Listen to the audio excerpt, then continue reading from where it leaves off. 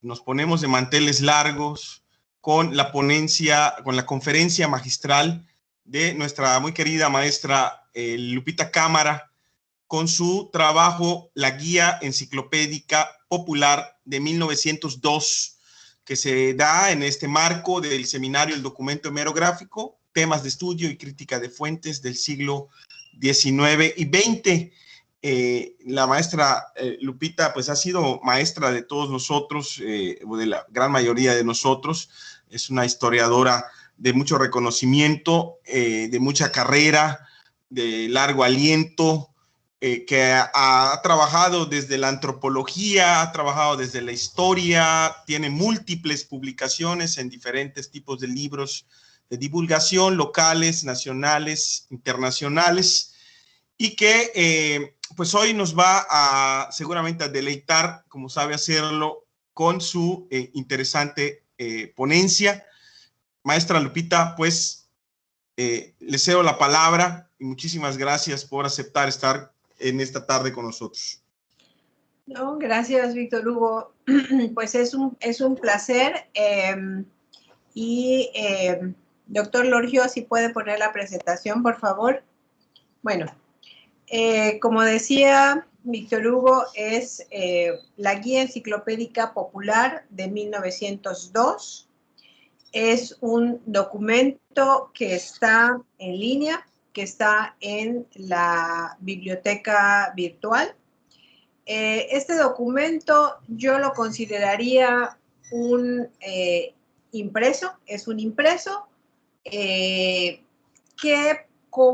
como dice el propio trabajo, se pretendía, bueno, hace mención de que el año anterior se había editado, no tan completo como este, pero se había editado y se había agotado. Entonces, ahora se hace una nueva edición y en 1902 más amplia y se pretendía que fuera una publicación anual.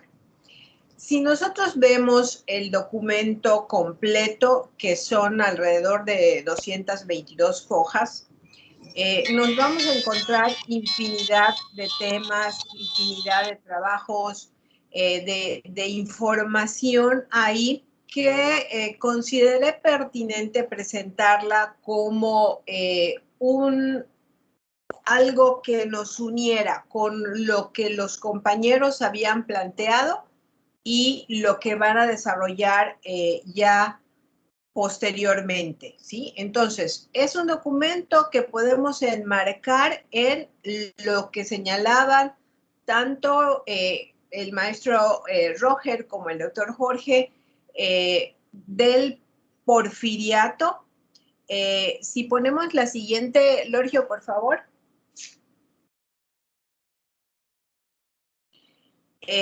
Bueno, este es un directorio clasificado de agencias de negocios y establecimientos mercantiles e industriales de la ciudad de Mérida, que aunque el título dice que es de la ciudad de Mérida, nos vamos a encontrar con que realmente es prácticamente nacional, ¿sí? Fue editado en 1902 y los mismos directores de este directorio, de esta guía, señalan que es una necesidad que tienen de formar una nueva guía de la ciudad Mérida. ¿Por qué? Por lo que les comentaba hace un rato, que la de 1901 estaba agotada y que no había llenado las necesidades que se estaban viviendo en ese momento. ¿Cuáles eran estas necesidades? Pues la creciente actividad en materia de negocios y de trabajo que tenía Yucatán y en particular la ciudad de Mérida. Y entonces el objetivo que proponen los directores, son dos directores, ahora vamos a ver, es aumentar y corregir anualmente si encuentra, y esto es algo muy interesante, la aceptación y el favor del público. O sea, es una publicación, al final de cuentas, que si era, digamos, demandada, pues iba a ser editada en siguientes años. La siguiente, Lorgio.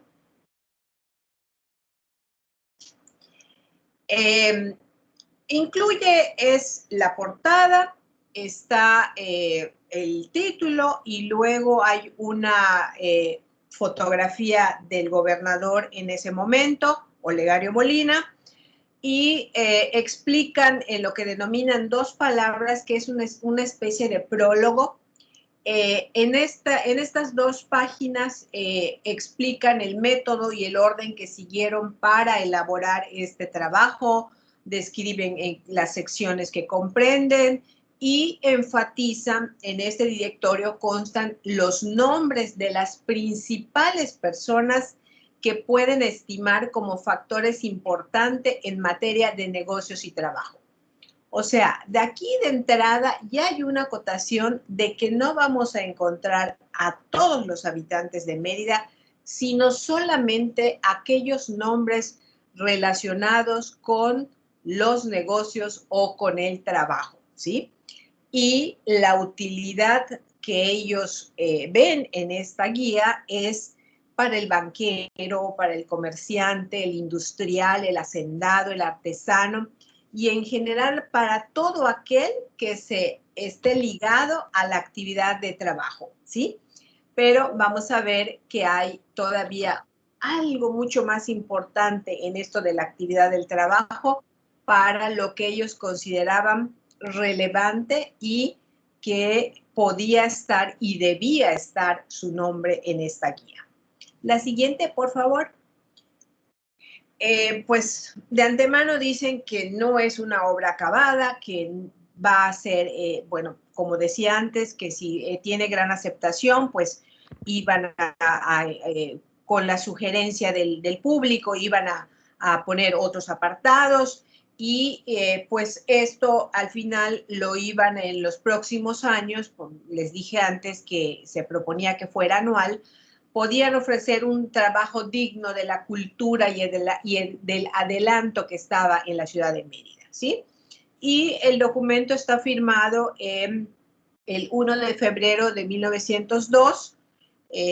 Está también la compañía editora de la guía enciclopédica y los directores eran Luis G. Caballero y Ramón Molina. Entonces, aquí tenemos como que los antecedentes de este impreso del que vamos a hablar en este momento. La siguiente. Esta es lo que les decía, dos palabras, es la fotografía de cómo aparece como que el prólogo, digamos, del texto. La siguiente. Esas son las dos hojas donde explican todo esto que ya hemos señalado. Siguiente. La foto de don Olegario Molina. Y ya de entrada aquí tenemos, o sea, Jorge hablaba la sesión anterior de el uso de la fotografía. Y en este impreso, la única fotografía que se tiene es la de Olegario Molina. Todo lo demás son anuncios y publicidad que vamos a ver al final de esta presentación. Adelante. Bueno, ¿cuál es la estructura que tiene la guía? Consta de 4 partes. En una primera parte es un directorio clasificado de agencias de negocios y establecimientos mercantiles e industriales de la ciudad de Mérida. En esta primera parte está subdividida en una sección mercantil y en una sección industrial. Después de estas dos secciones hay un directorio de establecimientos públicos e instituciones de crédito y después un directorio clasificado de vecinos de la ciudad de Mérida, ¿sí? Luego vamos a hacer una observación con respecto a quienes están como vecinos de la ciudad de Mérida. Una segunda parte es el directorio del puerto de Progreso y principales poblaciones del interior del estado, que también vamos a ver un poco más a detalle, y el directorio de otros estados y de la capital de la República. Y vamos a ver que también aquí hay algo muy interesante. Una tercera parte en donde incluye tarifas e itinerarios de vapores, ferrocarriles, telégrafos y correos, que son prácticamente cuadros donde está toda esta información. Y una cuarta parte, y muy interesante y de mucha utilidad, que son tablas de equivalencias y, por último, el índice. Esta es la estructura general de la obra. La siguiente. Veamos la primera parte. Y aquí es cuando la sesión anterior, cuando yo le indicaba o yo le decía a Jorge que era importante saber cuál era el enfoque o cuál era la ideología de quienes editaban algún periódico, algún impreso, alguna revista, aquí nos da la idea efectivamente de qué giros mercantiles y qué giros industriales consideraban importantes. Lo primero que aparecen es una agencia de compañías de seguros. En esta aparecen enlistadas 15 compañías de seguro, 2 de las cuales eran locales y las demás eran extranjeras. Una de ellas estaba para seguros de vida y accidentes y la otra contra incendios. Las otras no especificaban, nada más hablaban de las compañías. Luego están agencias funerarias, que eran 2. De estas 2 agencias, solamente una de ellas solo ofrecía el servicio de coches de conducción y acompañamiento de cadáveres al panteón, ¿sí? Entonces, la otra parece ser que era la única y tenía como que una sucursal, ¿sí? Luego habla de agencias de líneas de vapores, agencia de máquinas de coser, que era solamente una, agencias de publicaciones, la de Water-Pierce Oil Company. Hay un apartado interesantísimo que es almacenes de artículos de China y Japón. Eran 4 y de esas 4, una de ellas estaba, o sea, el propietario era uno de chino o japonés, digamos, un oriental, y es el único, o sea, es el único establecimiento que aparece con un nombre chino, aunque el propietario, y vamos a ver un ejemplo más adelante, era un oriental, ¿sí? Almacenes de madera y materiales de construcción, de modas para caballeros y de modas y confecciones para señoras. Ojo aquí. En el caso de los almacenes de moda para caballeros, había 9 establecimientos en la ciudad de Mérida. Y para el caso de confecciones y modas para señoras, solamente eran 2. Aquí ya hay también una diferencia bastante significativa. Almacenes de música, de ropas, de víveres, y a partir de este apartado de los almacenes de víveres, la estructura del documento, o sea, la forma de presentarlo cambia, porque primero aparece ahora el título de la empresa. O sea, ya no aparece el título del negocio y luego el del dueño, sino aparece primero el dueño y luego el del negocio. Es una cosa que no hay una explicación al respecto, sino simplemente que llama la atención. Banqueros, boticas y droguerías, cafés y cantinas. Interesantísimo. En ese rubro, en ese mismo rubro ponen cafés y cantinas como al mismo nivel, como el mismo giro mercantil, ¿sí? Y en este apartado, a mí en lo personal me llamó la atención el hecho de que aparece el café o bar La Unión, que sabemos que La Unión, bueno, quienes no lo saben, La Unión también era un era un grupo de diversión, y aparece en 2 ocasiones el nombre de La Unión, solamente que en uno de ellos la dirección dice que está al interior del casino La Unión, que era el centro de reunión, ¿sí? Entonces, hay casas de empeño, comerciantes y comisionistas, compañías comerciales, agrícolas y manufactureras, expendios de semillas y plantas, Y en esto, en especial, me llamó la atención el hecho de que aparece la librería de Espinosa en como también expendían semillas y plantas. Exportadoras de nequén, ferreterías y mercerías, joyerías, jugueterías, librerías, y aquí en librerías nuevamente aparece la librería Espinosa, locerías y cristalerías, misceláneas. Y cuando habla de misceláneas, hay una nota a pie de hoja donde especifica que ahí estaba establecida la oficina editora de la guía enciclopédica, propiedad de Ramón Molina. O sea, en esa miscelánea estaba también la oficina de la compañía editora de la guía enciclopédica. Mueblerías, peleterías, restaurantes, no restaurantes, restaurantes, entre ellos incluidos el que se encontraba en 2 centros o en 2 grupos de diversiones, La Unión y La Lonja, y sombrererías.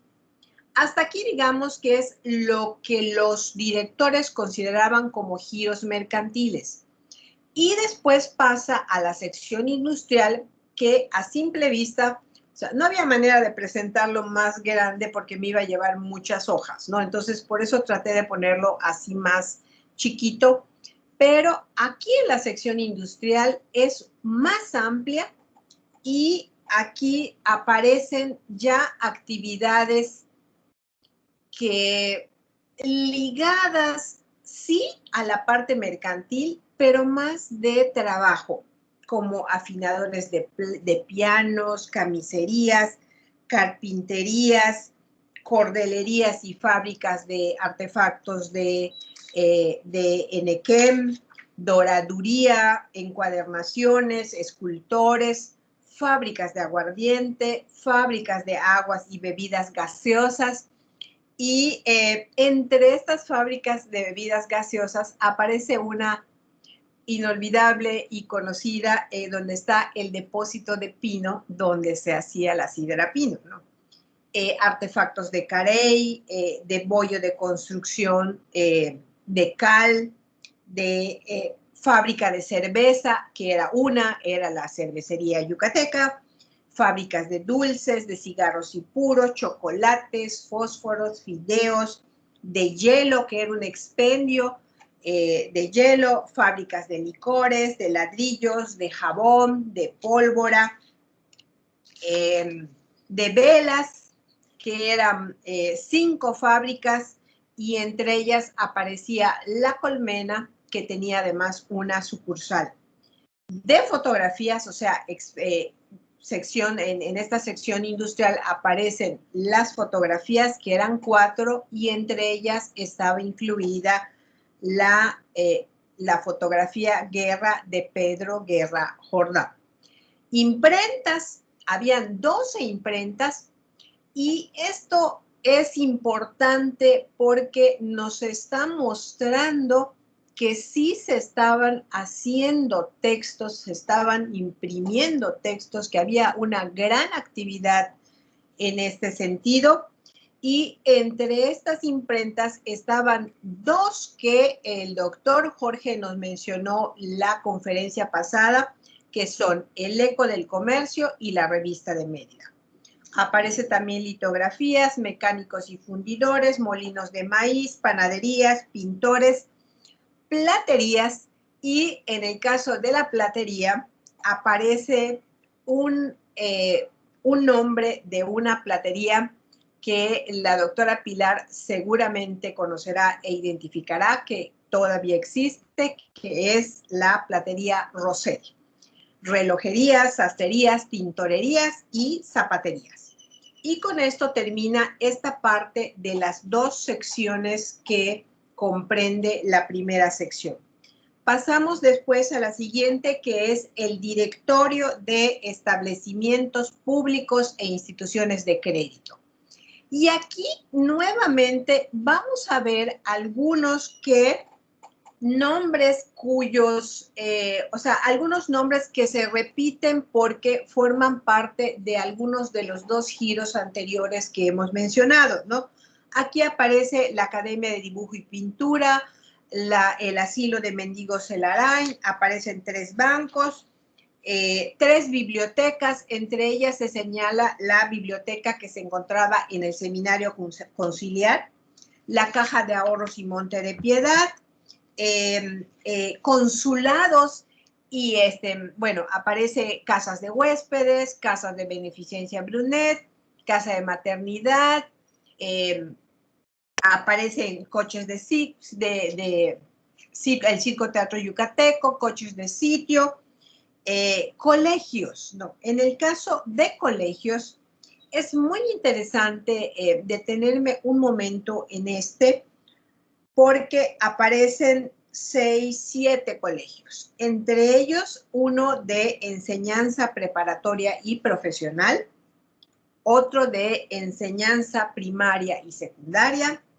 otro el colegio de San Rafael, que era un colegio de varones o para varones, el colegio de la señorita Otilia López, que quienes estudian educación pueden consultar, sobre todo educación de niñas. Era una señorita dedicada, o sea, que tenía en su domicilio una escuelita de primeras letras y que ahí enseñaba a las niñas de una posición económica acomodada, les enseñaba las primeras letras, ¿no? El Colegio del Señor San José, también de niñas, el Colegio Teresiano, también de niñas, y el Seminario Conciliar. Después de esto se mencionan consulados.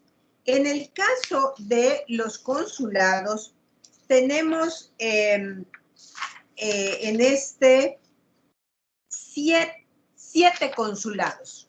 Alemania, Bélgica, España, Estados Unidos, Francia, Inglaterra, y en uno solo Suecia y Noruega.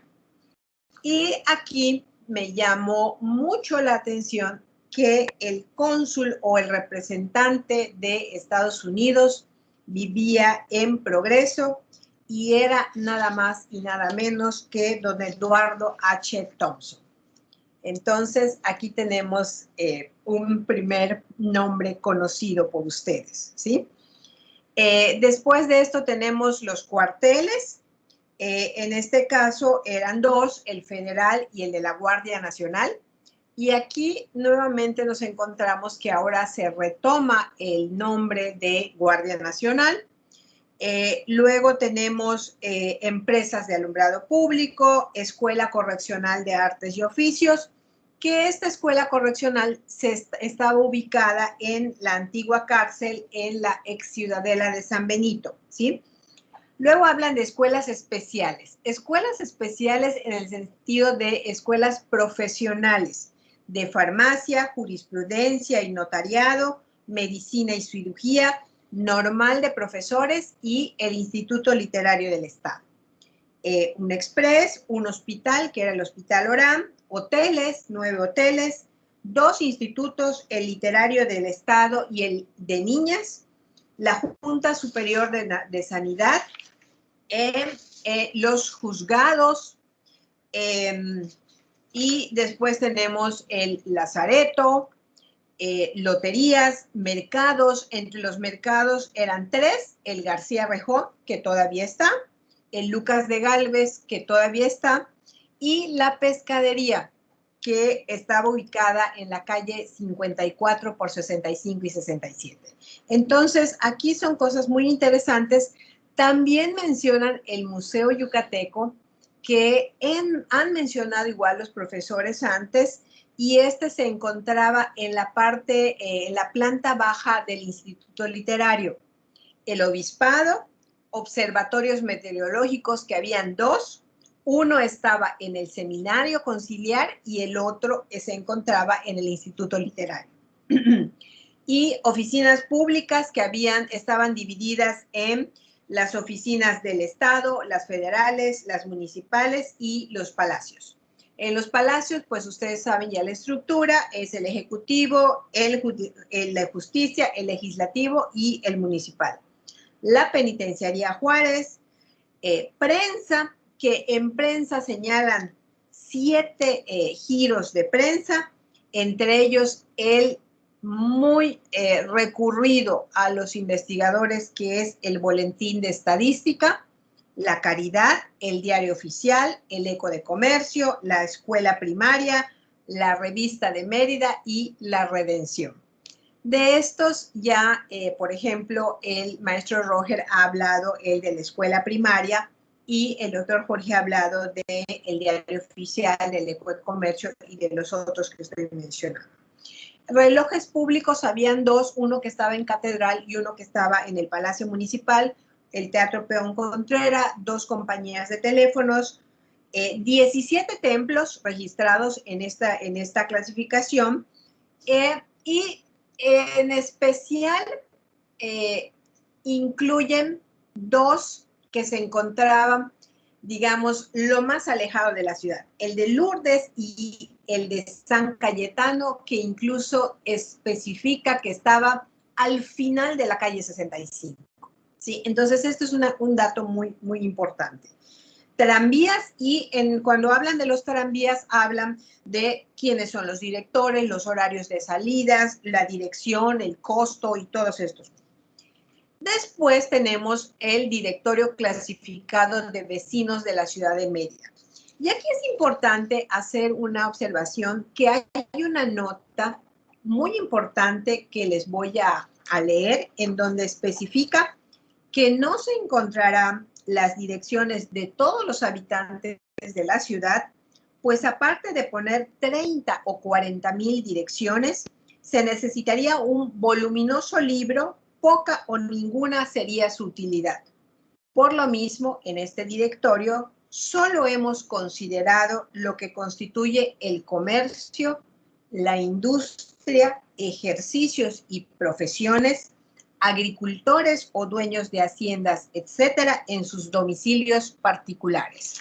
Entonces, aquí solamente nos vamos a encontrar abogados, que son 106 los nombres que ahí están, comerciantes, me faltó ahí, me comí, comerciantes e industriales, que son 254, dentistas, que son 9, farmacéuticos, que son 19, hacendados, que son 287. Entre estos 287 hay 4 que, además de su nombre, clasificados en este grupo, entre paréntesis está que son homeópatas. Está un canónigo, que también es hacendado, y hay muy pocas mujeres. Esto es entre 5 y 7 nombres de mujeres como hacendadas. Obviamente, bueno, por el contexto y por la época aparece fulanita de, o sea, el nombre más el apellido del esposo, ¿sí? Y en este caso, el único nombre que aparece es el de con un apellido indígena, es una sola mujer con apellido indígena, que es Dominga Chan de Cámara. Es el único nombre que aparece, y luego voy a comentar lo mismo con respecto a un negocio en el que solamente aparece una persona con apellido indígena, que es una persona de apellido Ken, C-N, ¿sí? Luego están ministros del culto católico, en donde ahí está, pues, obviamente, el prelado diocesano, que era Martín Trischler, el provisor y vicario general, el cabildo, los 7 nombres de quienes conformaban el cabildo eclesiástico, el clero secular, que eran 16, y el clero regular, que eran 9. 20 notarios, 5 profesores de contabilidad, 6 profesores de idioma, 23 profesores de música. Al parecer era pues una actividad muy, muy redituable. 60 tenedores de libros y 2 veterinarios, ¿sí? Entonces, con esto terminamos lo que sería la primera parte de este documento. En la siguiente diapositiva vamos a ver la segunda parte del directorio dividido en progreso, y aquí ya no hay una, ponen el nombre de la persona y el listado de agencias, compañías y habitantes. Es interesante porque cuando empieza el apartado, señalan que es el puerto de Progreso, es un puerto de altura que está a 36 kilómetros, 280 metros de la capital, y está unido por 2 vías de ferrocarriles, 2 líneas telefónicas y una telegráfica.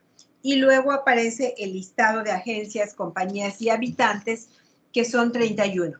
Y después aparecen los de algunas poblaciones del interior del estado. Y yo quise encontrar alguna lógica en esto. Les confieso que no la encontré.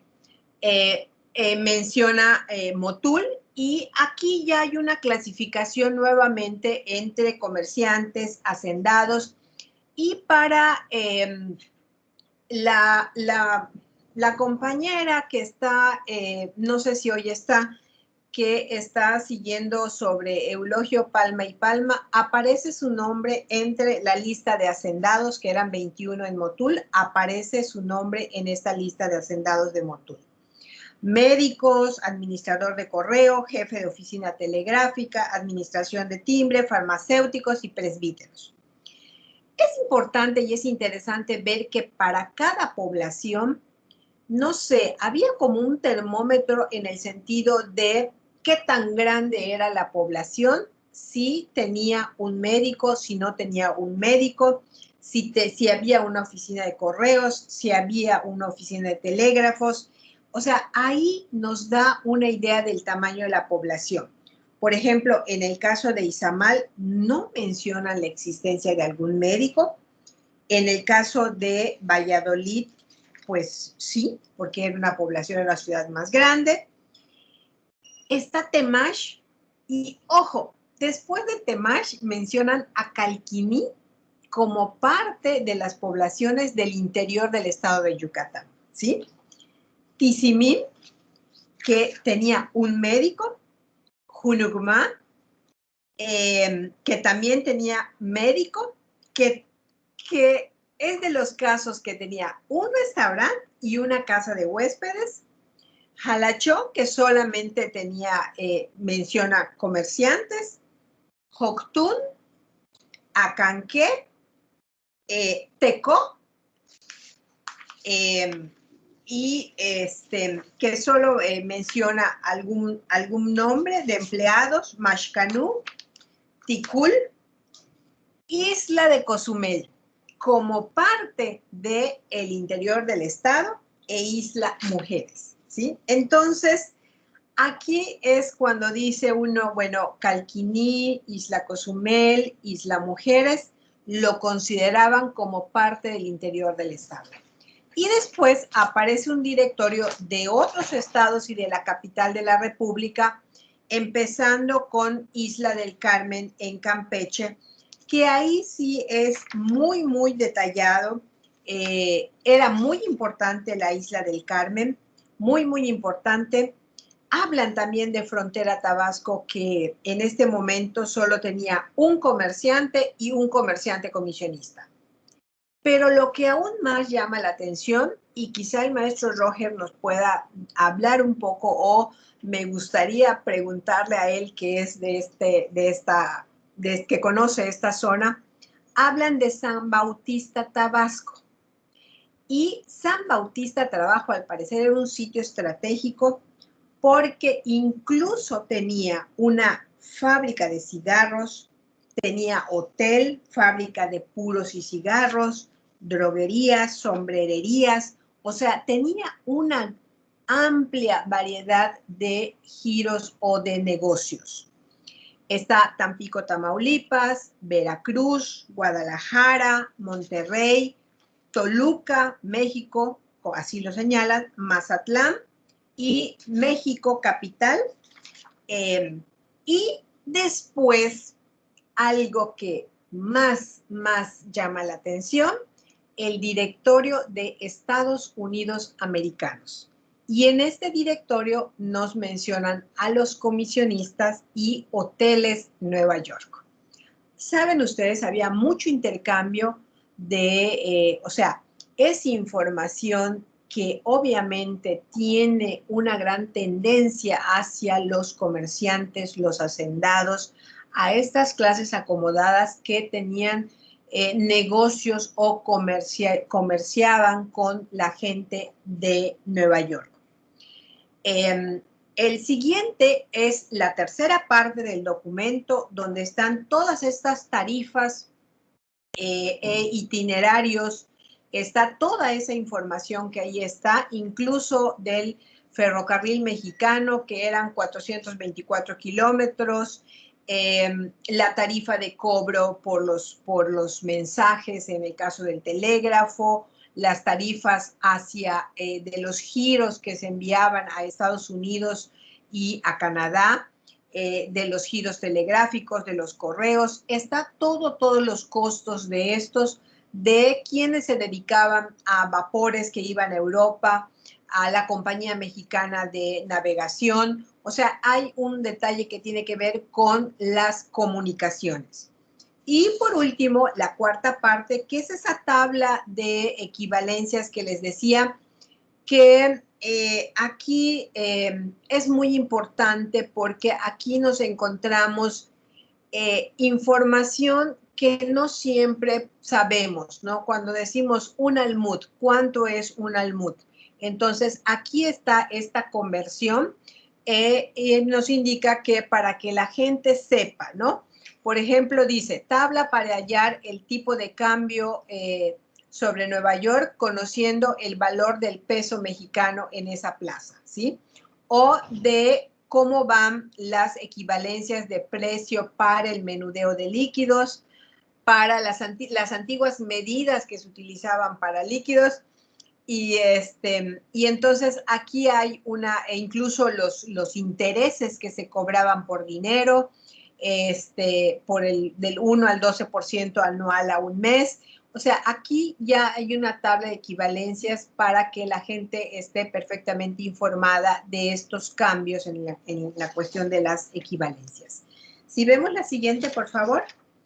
Bueno, esta es lo que contiene, o sea, para mí era muy importante explicarles la estructura de este impreso, porque esto nos lleva hacia algunas consideraciones importantes que debemos de tomar en cuenta. Por ejemplo, el tipo de publicación. Ya les decía, es un impreso que estaba enfocado o estaba dirigido hacia un grupo en particular para habitantes de la ciudad de Mérida o de los principales puertos con los que se comercializaba o las poblaciones importantes y que pues tenían acceso o que si querían ellos comercializar o tener algún vínculo con alguna persona, pues recurrían a esta especie de sección amarilla que pudieran utilizar para saber a quién dirigirse o hacia dónde dirigirse para establecer algún tipo de negocio.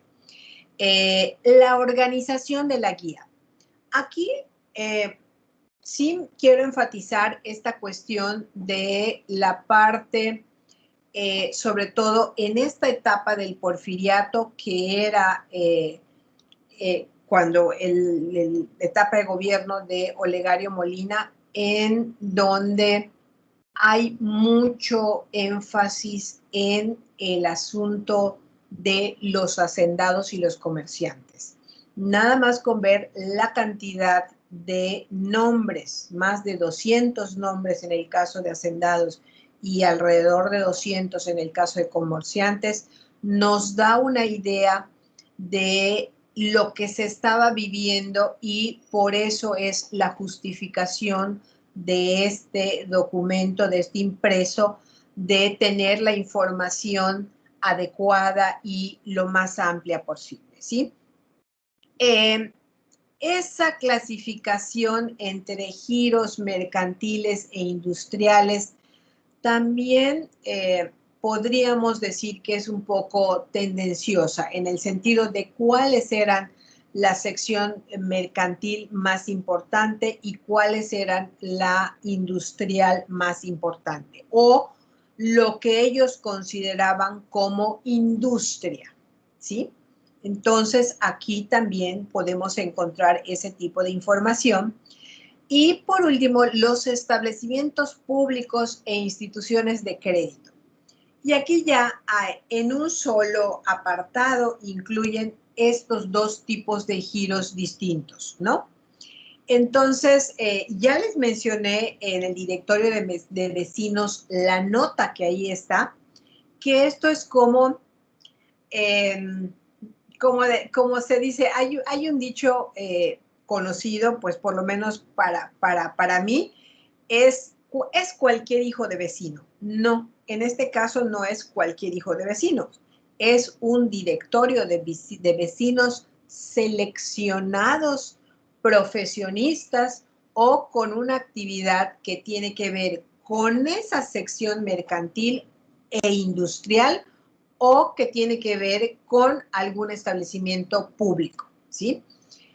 Otra cuestión es la incorporación del Directorio de Progreso y del Interior del Estado, que al parecer no la tenía la anterior, o sea, la del año anterior, la de 1901, que señalan que se había agotado, pero ¿cuál fue el criterio? Y aquí no especifican los directores de incluir esas poblaciones del interior del estado y no otras.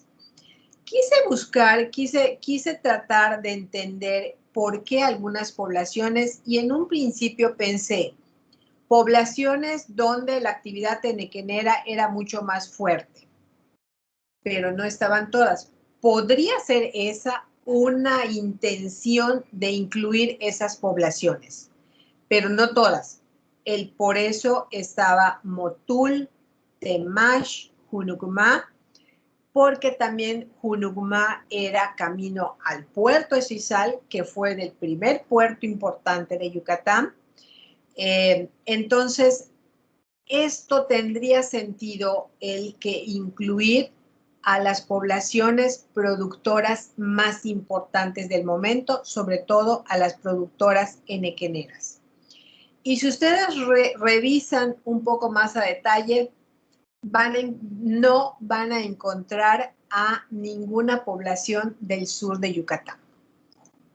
Y esto también es por qué, ¿sí?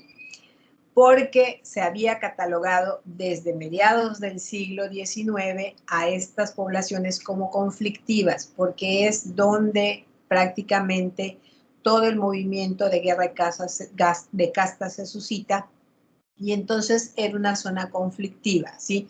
Entonces no está incluida, y sí llama la atención porque habían comerciantes y hacendados en la zona de Tecash, de Ticul, de Peto, y que no aparecen en este directorio, ¿sí? Entonces, esos son elementos que para futuras investigaciones, quienes estén interesados, podrían ustedes ahondar un poquito más de tratar de buscar otros elementos que nos lleven a pensar o de señalar por qué esta estructura y por qué esas poblaciones y no otro tipo de poblaciones. La siguiente, por favor. Bueno, la incorporación del directorio de otros estados que al principio no lo ofrecen en la obra, en esas dos palabras, no lo señalan y que le incorporan. Y el caso del directorio de los Estados Unidos americanos también diríamos que es una gran novedad.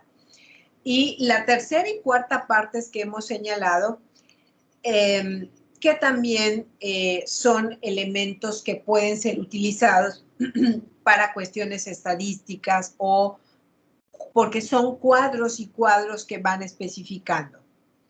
La publicidad que ahí está, porque este impreso incluye gran cantidad de publicidad, pero la publicidad que ahí está nos da una idea de quiénes la podían pagar. O sea, quiénes podían o pagaron para que saliera su publicación o su negocio en este impreso. Y también el formato, digamos, si alguien quiere hacer un estudio sobre el tipo de publicidad, nos vamos a encontrar, y ahora les incluí en esta presentación algunos ejemplos del tipo de publicidad que estaba ahí, y como les señalé al principio, hay una sola fotografía que es la de don Olegario Molina.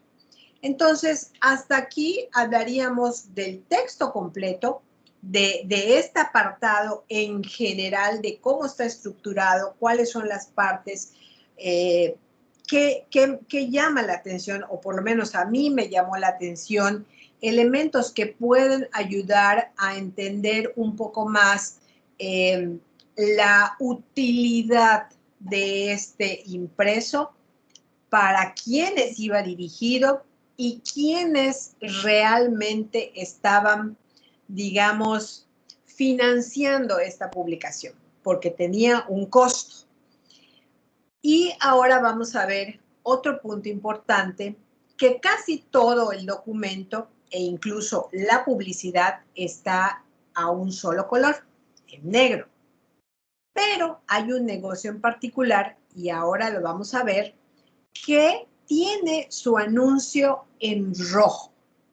Entonces, esta es una cuestión que nos hace suponer que el color también era importante, que quizá tenía un costo diferente incluir a color, que un costo incluir una imagen, un dibujo o un margen, un marco, algo diferente. Hay anuncios verdaderamente impactantes, bonitos, y yo solo hice una selección de algunos para que nos dé una idea, porque no todos los que están, obviamente, en este directorio aparecen en sus anuncios. Entonces, pues esto nos lleva a pensar lo que les acabo de señalar, que son quienes pudieron pagar o quienes tenían las posibilidades de pagar su anuncio o su publicidad en este documento. Por ejemplo, aquí tenemos el primer ejemplo, que es de una droguería y farmacia de Alberto Urselay Martínez, y que nos da una idea. Tiene un marquito, pero alrededor tiene palabras, elixir palúdico. O sea, aquí va especificando las principales especialidades, o era un depósito de los principales medicamentos, y nos dice la dirección, vino antidisentérico, o sea, nos dice el tipo de medicamentos que ahí se expendían. El siguiente.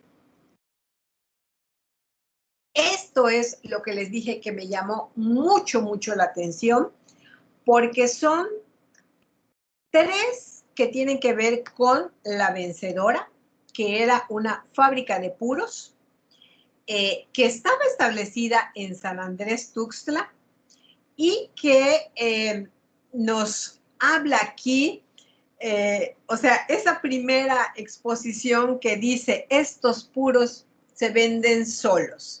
Entonces, tratando de señalarnos que pues la calidad del tipo de puros, y pues la única manera de que tú constataras la calidad era probarlos.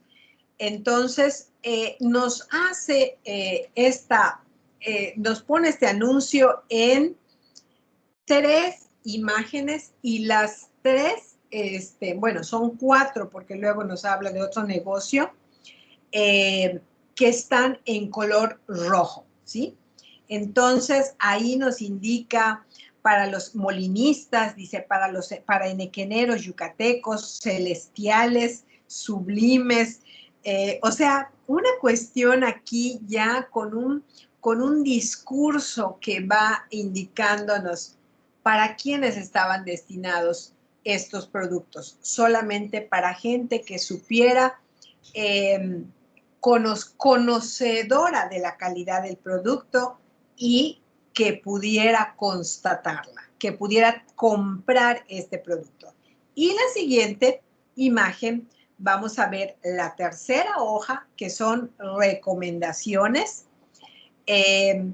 Entonces, aquí nos dice, nos señala alerta, alerta, fumadores, en la vencedora, y ya nos dice que aunque la fábrica se encuentra en Tuxtla, el negocio está situado en Mérida, la agencia general y el depósito está en la antigua esquina El Gato de Don Miguel González Sosa, e inmediatamente después nos presenta la publicidad de la antigua esquina del Gato, que era un establecimiento y depósito de aguardientes, ¿sí?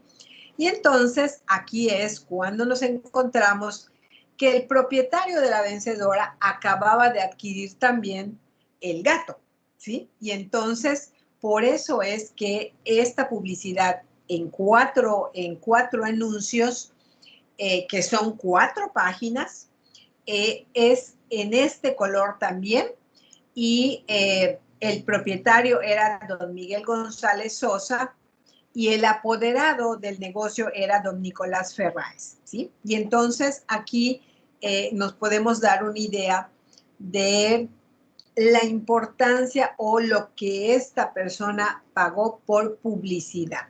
Y en este caso ya hay una de por qué también el Gato está ahí, porque lo acababa de adquirir, ¿no? Entonces como que compró todo el negocio y ahí también puso otro establecimiento.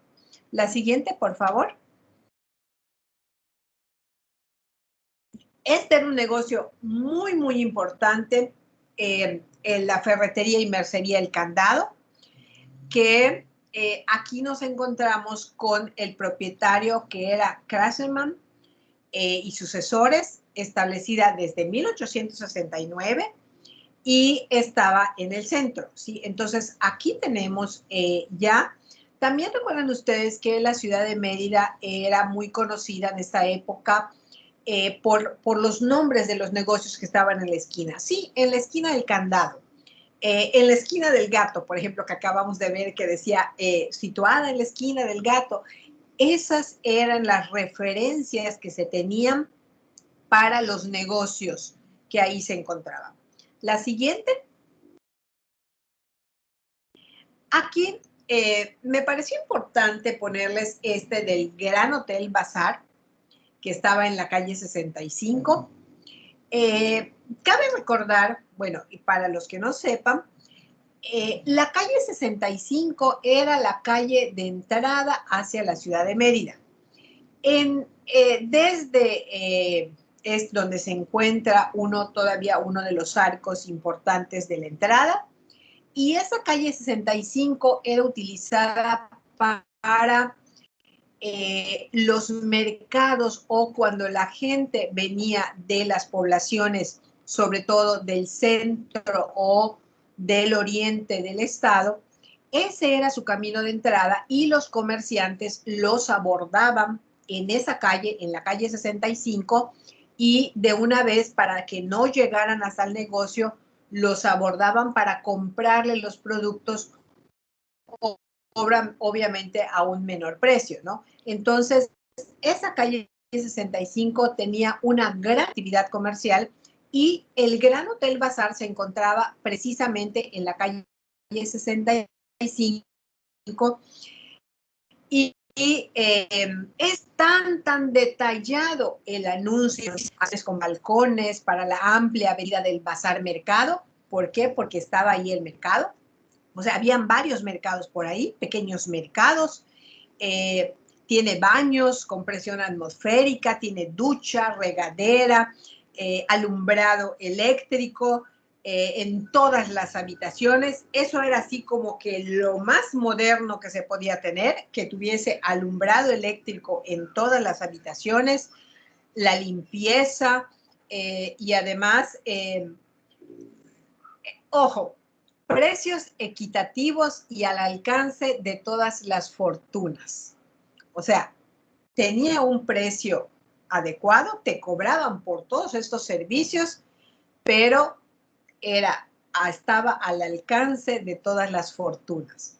Además tenía servicio telefónico de la compañía yucateca y el administrador era una persona de cabello. Entonces, esto también es importante señalar porque como la publicidad nos da mucha información de lo que estaban ofreciendo estos negocios. La siguiente, por favor. Hay que tienen sus dibujitos. Realmente, desde mi punto de vista, el que está a la derecha es realmente feo, pero bueno, esto al parecer era así como que muy, muy importante. Entonces, son dos negocios de sombreros, por ejemplo, en el caso del Centro de la Moda, que era una sombrerería, y el otro también era otra sombrerería, pero como son diferentes los anuncios. A mí me parece más bonito el del lado izquierdo que el del lado derecho. Pues, ¿qué le vamos a hacer? O sea, no entiendo por qué están estas cuestiones, esta figura que implica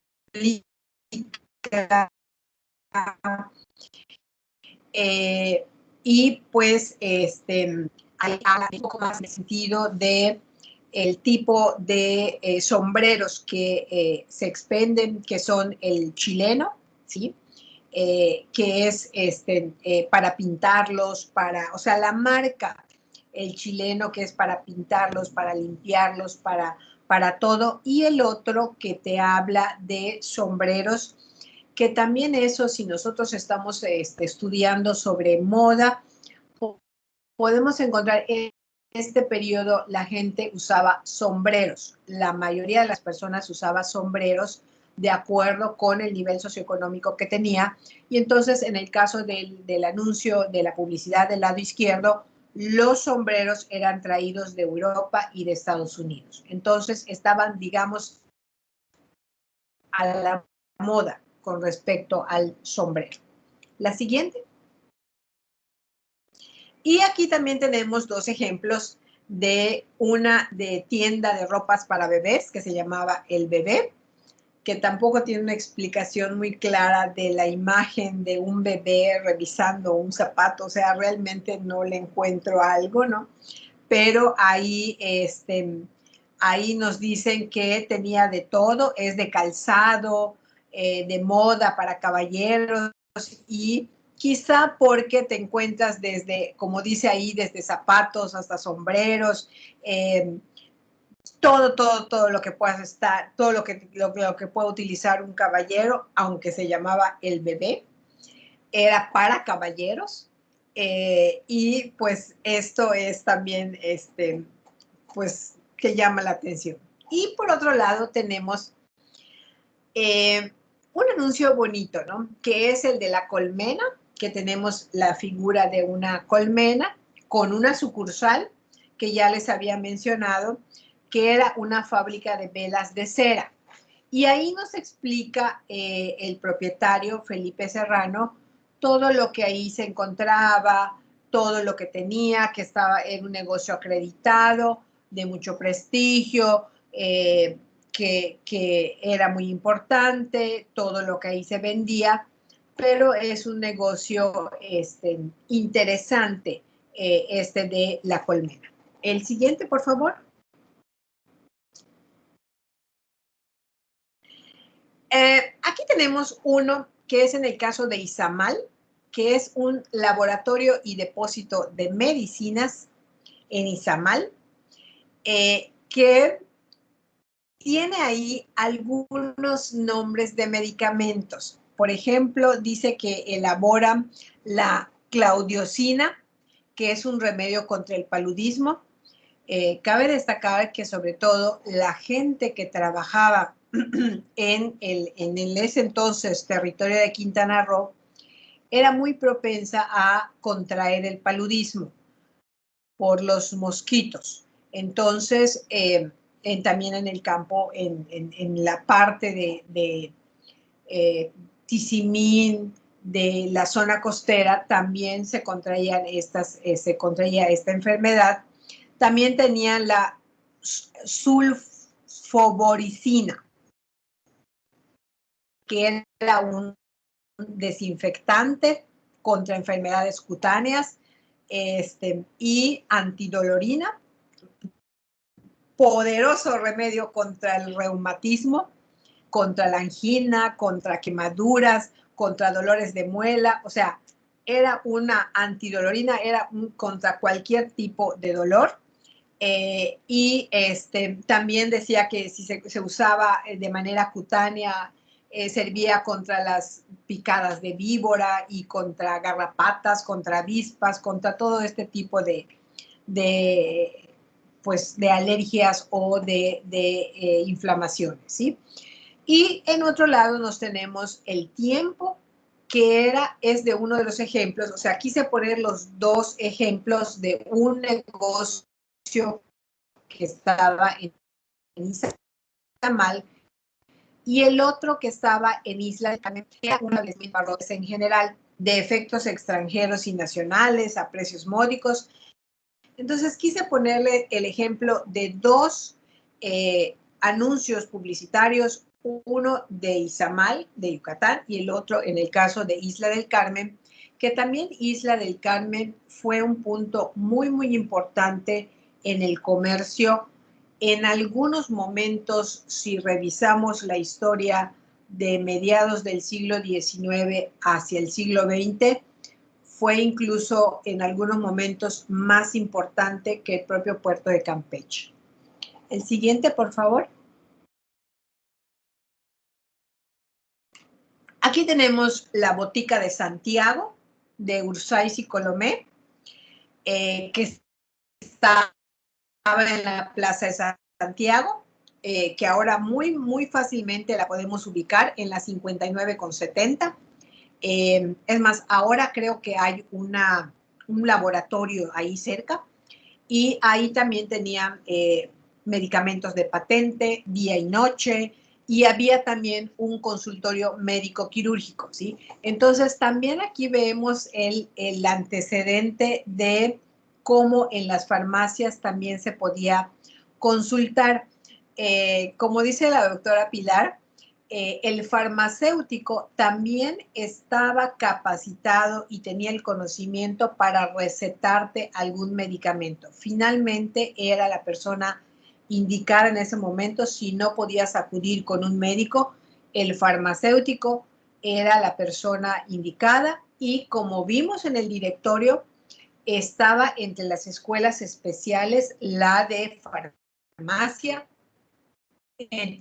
Entonces, esto tiene una relación, y este es un anuncio bastante bonito, sin muchas cosas, elegante, digamos, el de la botica de Santiago.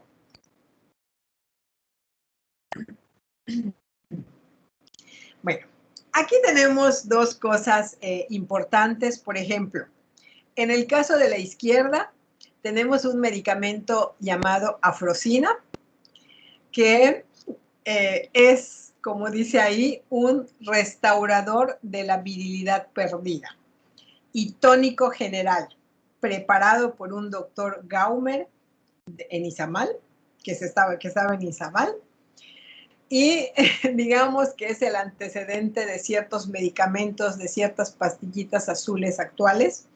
Entonces, la Afrosina era maravilloso para esta época, para devolver, como dice ahí, devuelve la virilidad perdida a causa de excesos alcohólicos o sensuales, regenera las funciones intestinales, destruye y evita cálculos renales. O sea, también era así como que un medicamento muy bueno, no solamente para eso, sino también para el estómago y los riñones. Y aquí nos encontramos con cómo en una página comparten dos tipos de negocios. Arriba tenemos un medicamento y debajo tenemos un pequeño anuncio de una zapatería que es La Gacela. O sea, aquí el ejemplo es, me llama la atención el hecho del medicamento contra la virilidad, para restaurar la virilidad, un almacén de calzado. O sea, aquí quizá la persona pues tuvo que pagar menos porque apareciera dos anuncios en una misma página. Y el de la derecha también nos habla de una farmacia de Alsina y ahí también como que nos anuncia que va a abrir un consultorio médico quirúrgico ahí mismo con todos los adelantos de la ciencia de ese momento, ¿no? Entonces ahí también ya nos va anunciando que además de que tiene los mejores medicamentos, recuerden que en estas droguerías y farmacias se preparaban los medicamentos, o sea, se tenían las sales para prepararlos y en ese mismo momento las preparaban en molcajete o en recipientes y hacían los polvos, las pastillitas o los jarabes, se preparaban ahí, al momento. Entonces, por eso en este caso, al dar el anuncio dice que son más frescos y además más baratos. El siguiente, por favor. Bueno, aquí ya viene algo que en lo personal he estudiado y que me gustó mucho y que pues obviamente mi primer acercamiento a este impreso fue precisamente buscando eso que tiene que ver con las compañías vinícolas y destiladoras. En este caso, esta fábrica es una fábrica franco-española, compañía vinícola y destiladora, de José Núñez, y estaba en la Ciudad de México. Y aquí ya hay un poco más de sofisticación en el anuncio, porque incluso nos presenta del lado izquierdo una máquina destiladora, ¿no? Entonces nos encontramos ahí una innovación con respecto a este anuncio que estaba del negocio en la Ciudad de México. La siguiente. Y aquí ya es lo que a mí me encanta. Hablan del lado izquierdo de un aguardiente maravilloso, que es el mejor preservativo y restaurador de la salud. Es un tónico maravilloso. Además, cuesta $1 la botella o 9 pesos la docena o 25, y hay un 25% de descuentos si te llevas la docena de este aguardiente maravilloso. Hay también pastillas aromáticas, pero lo que más llama la atención es el aguardiente maravilloso. Y debajo estaba una ferretería y mercería El Globo. Entonces aquí tenemos otra vez el ejemplo de cómo en una misma página comparten la publicación dos negocios y dos giros que no tienen absolutamente ninguna relación, ¿sí? Entonces aquí tenemos el ejemplo y del lado derecho tenemos la cervecería Cuauhtémoc, que aparece precisamente en el directorio de Monterrey que señalamos antes. Aparece la cervecería Cuauhtémoc y su marca de cerveza es la marca Estrella, ¿no? Pero además ellos tienen carta blanca, que ahora se está volviendo a fabricar, se había dejado de fabricar y ahora se está fabricando de nuevo la carta blanca. Y además ellos tienen coñacs y otro tipo de licores. La siguiente.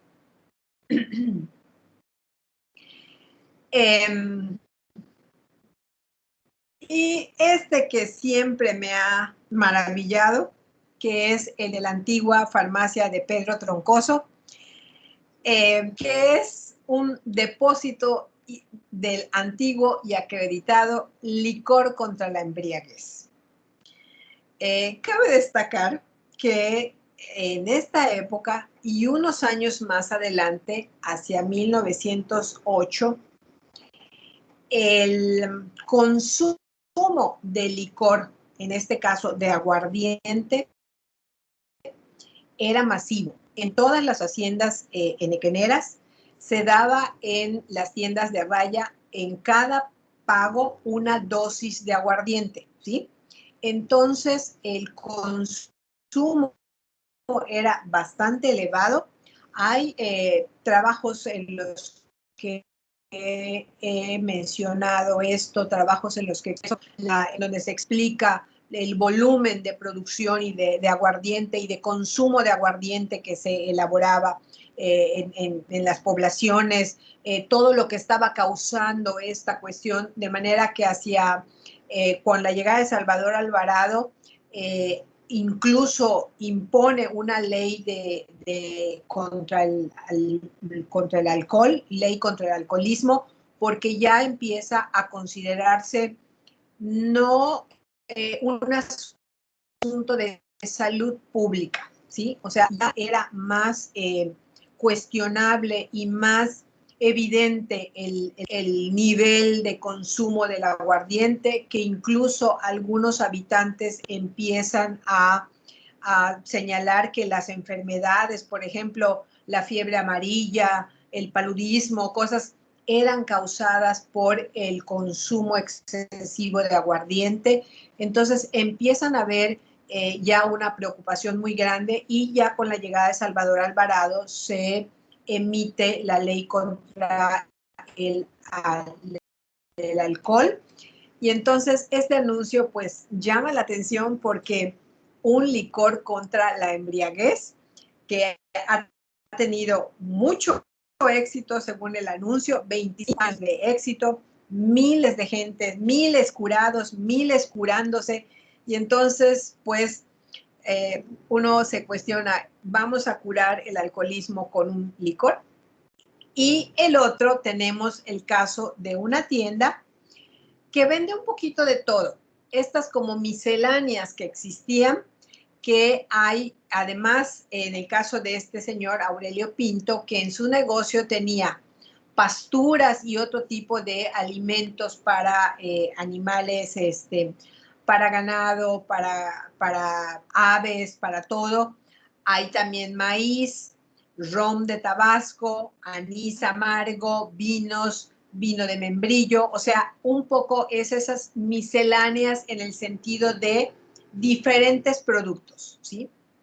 La siguiente. El del lado izquierdo es un anuncio que tiene exactamente dirigido a los hacendados. Les dicen, oigan ustedes, aquí tenemos una máquina desfibradora que les va a ayudar. Aquí pueden recurrir a esto, les dan una explicación de para qué sirve, cómo puede utilizarse. Entonces, es dirigida exactamente a ellos. Y el otro es también un abogado que ve cuestiones judiciales y administrativas, que está en la Ciudad de México, y entonces aquí están ofreciendo, o sea, son dos negocios muy, muy específicos, dirigidos en particular a dos grupos de individuos, los hacendados y quienes tuvieran algún problema judicial o administrativo, recurrir en la Ciudad de México a los servicios del licenciado Isidro Rojas. El siguiente. Bueno, aquí tenemos el anuncio de la fotografía artística Guerra. Ahí nos explica desde 1877. Aquí lo que quise mostrar son dos cuestiones que tienen que ver con el aspecto cultural, digamos. Por un lado, la fotografía, y por otro lado, la librería. Esta librería, que estaba en los portales de la plaza principal, tenía los textos que la conferencia pasada nos mencionaba el doctor Jorge, como El Mundo Ilustrado, El Cómico, El Hijo del Ahuizote, el Heraldo de Madrid, el Imparcial, o sea, en esta librería se recibían esos textos y la gente podía acudir ahí para adquirirlo. Entonces sí había un acceso a este tipo de libros, de textos, de publicaciones en este lugar céntrico, porque estaba en los portales de la plaza principal. Y por otro lado tenemos a la fotografía guerra, entonces dos de los negocios que tienen que ver un poco más con el aspecto cultural de la ciudad de Mérida. La siguiente, ya vamos terminando. Y aquí está el anuncio que les decía de el único que me encontré con apellido maya, que es Rafael Kem, que era un comerciante comisionista y hablaba un poco de lo que ofrecía. Además, estaba situado en el portal de pescadería. ¿Recuerdan ustedes que cuando hablamos de los mercados decía que habían tres? Uno de ellos era el de la pescadería, que estaba en lo que era ex pescadería. Y entonces ahí estaba él. Era un sitio muy estratégico en el que se encontraba. Ahí ofrecía todo: cebada, frijol, cebada como la que estoy tomando, frijol y todo tipo de artículos. Y el otro, o sea, aquí también quise mostrar digamos, el extremo. Una persona con apellido indígena y un negocio de un asiático, ¿sí? Wei Tai Ho y Jia, que era un negocio, tenía su negocio La Mariposa, que importaba sedas, abanicos, artículos lujosos de Asia y de Europa. Entonces aquí tenemos el contraste de alguien de apellido indígena y un sujeto de apellido oriental, un sujeto oriental. La siguiente.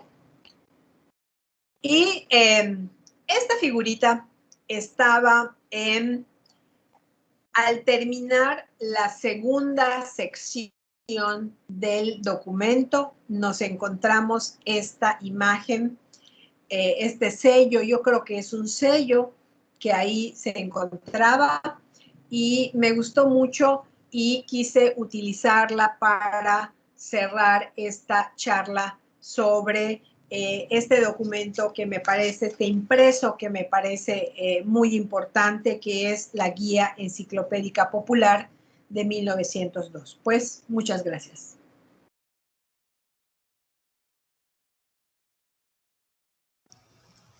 Muchas gracias, maestra Lupita Cámara, por esta interesante exposición. Pues vamos a pasar a la parte de las preguntas. Así que, pues, esperamos a aquellos que estén interesados en preguntarle algo a la maestra Lupita, pues adelante, es el momento.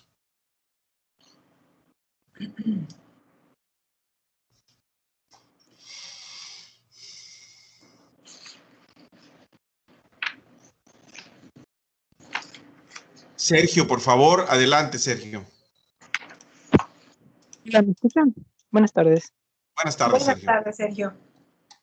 Hola, bueno, primero que nada, gracias, profesora, por la conferencia.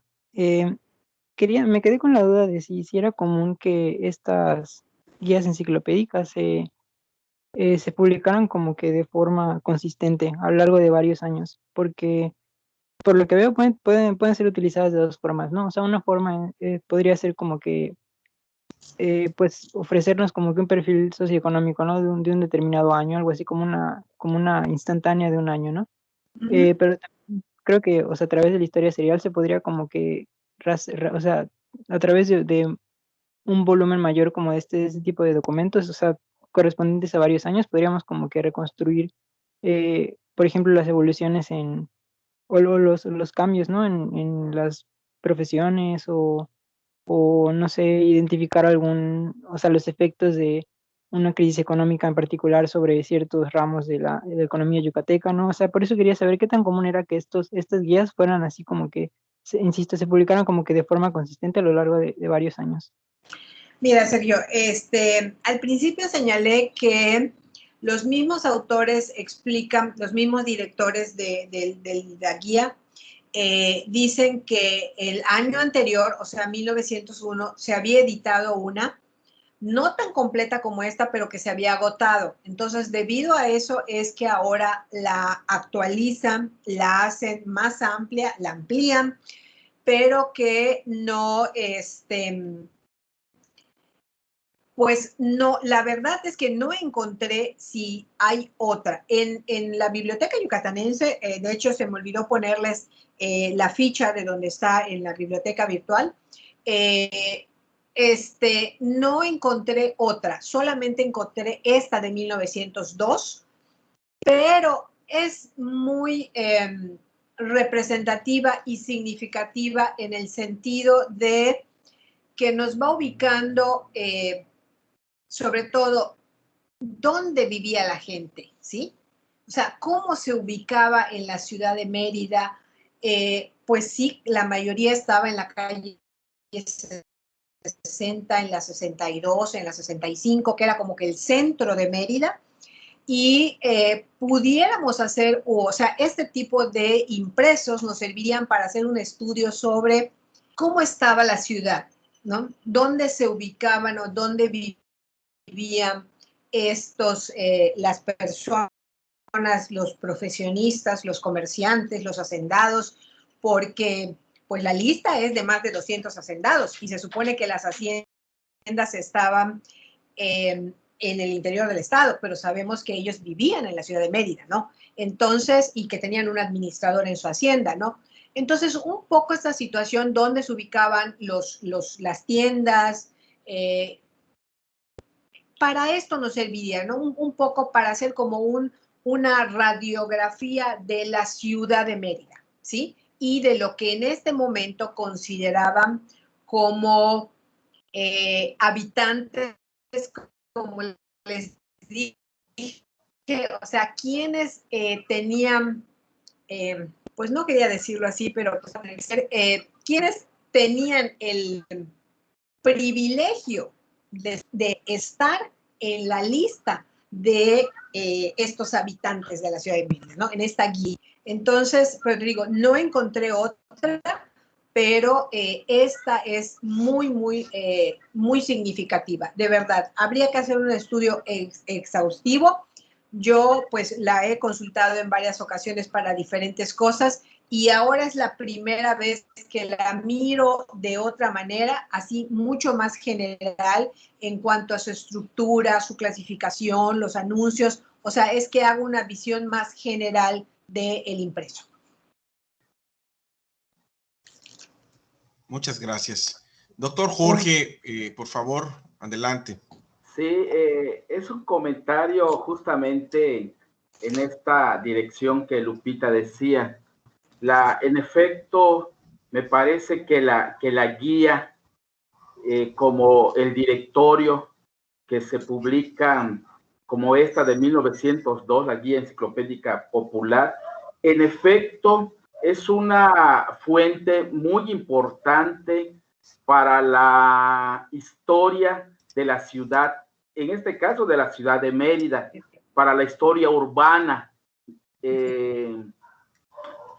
Y en efecto, lo que decía Sergio, ¿sí?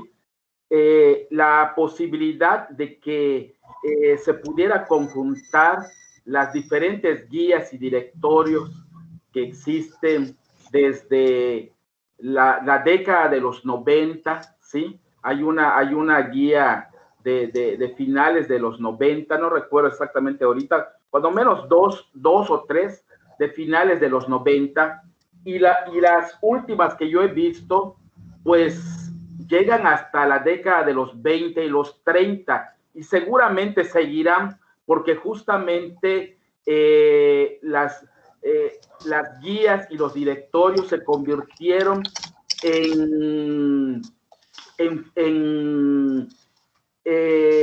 fuentes como parte de la vida de la propia ciudad, y de la ciudad moderna y de la ciudad contemporánea en general, ¿no? Entonces, ciertamente son bien importantes, son bien interesantes A través de ellas he rastreado, por ejemplo, toda la publicidad de la fototeca Guerra, desde finales del 19 hasta la década de los 30, de Pedro Guerra Jordán hasta Pedro Guerra Aguilar, su hijo.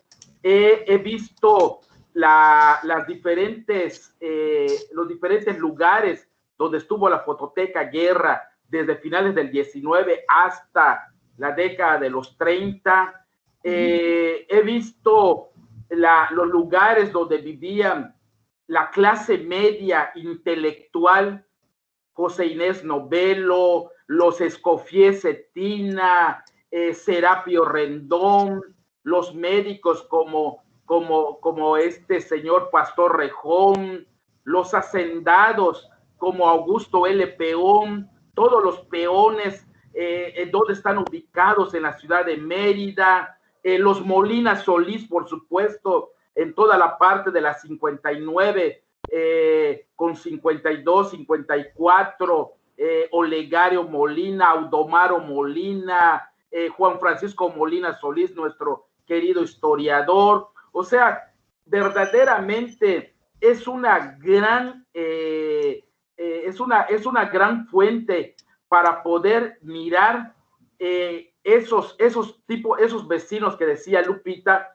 pero que son los vecinos que en el concepto original, las personas notables, como se decía en la época colonial, ¿no? Las personas que en este caso muestran las actividades económicas predominantes de una época, como es el caso de los hacendados, los comerciantes, pero junto a ellos la clase media, los abogados y los médicos. Uno puede encontrar las casas, los lugares donde vivían todos estos médicos que conocemos, egresados del Instituto Literario del Estado y de tanto médicos como abogados. Así que verdaderamente es una joya lo que hoy nos acaba de presentar Lupita, y que en efecto, como decía Sergio, se pueden conjuntar desde las finales del 19 hasta la década de los 30 para mirar ahí la evolución de una ciudad que además ya no es una ciudad religiosa, ya no es una ciudad que además está estructurada y organizada con aquellos nombres que llevaban nombres, las calles de animales y de frutas, sino que ahora, en efecto, la referencia son los comercios, tanto los industriales como los comerciales estrictamente, el candado de la ferretería de una de los alemanes, como la otra de Ritterbuch en la 58, o la de Gutiérrez, el siglo XIX, en los mercados, el nuevo Lucas de Gálvez de 1909, la calle ancha del Bazar, la calle 65, el Hotel Nuevo Bazar, que se había quemado y que lo volvieron a reconstruir para que se hospedaran ahí los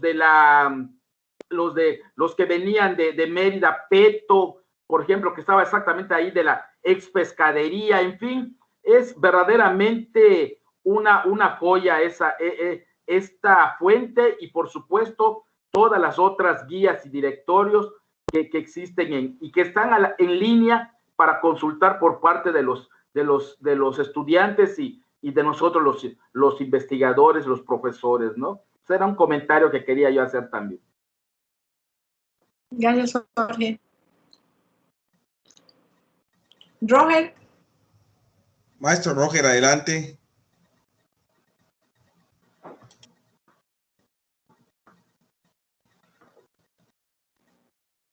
Bueno, primero felicitarte, Lupita, porque es una bonita exposición utilizando el recurso de